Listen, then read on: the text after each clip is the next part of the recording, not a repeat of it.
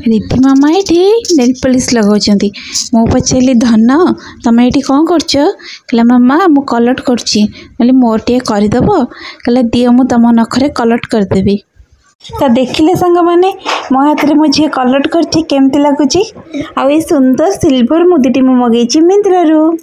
तो आज होछि चित्तौ अमावास्या से पुणी एते जोर से वर्षा आठे आमर पिठा ठाकुर पाखे भोग लगिकी आसी सारी।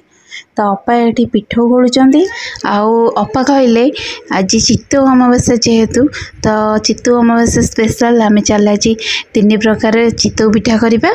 तो फास्ट पिठा तो आपण मैंने देखिपारे ये हूँ इडली चित्तौ आ इडली को जमी बांफ दि जाए करा जाए तो ये पिठा को भी सेमती ही करा इडली चित्तौ बांफ दि जा भितर अपा ये पूर दिया चित्तौ बनाऊँच।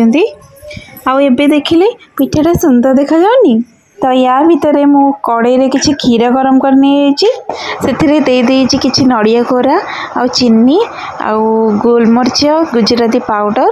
तो ता भितर ये पिठा ही तो क्षीर तो ये फुटी गलानी ता भितर ए इडली को पकेबा आ इडली को पकईकी टिके समय फुटे दबा।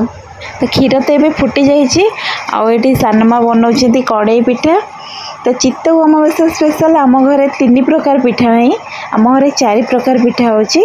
खाली चित्तौ पिठा आ पूरा चित्तौ पिठा क्षीर चित्तौ पिठा आ सानमा करते देखिले कड़ई पिठा आ ये सब पिठा बनईचंती आम अपा। तो आपण मानकु मो वीडियो केमती लगुची प्लीज प्लीज मो सपोर्ट करंतु।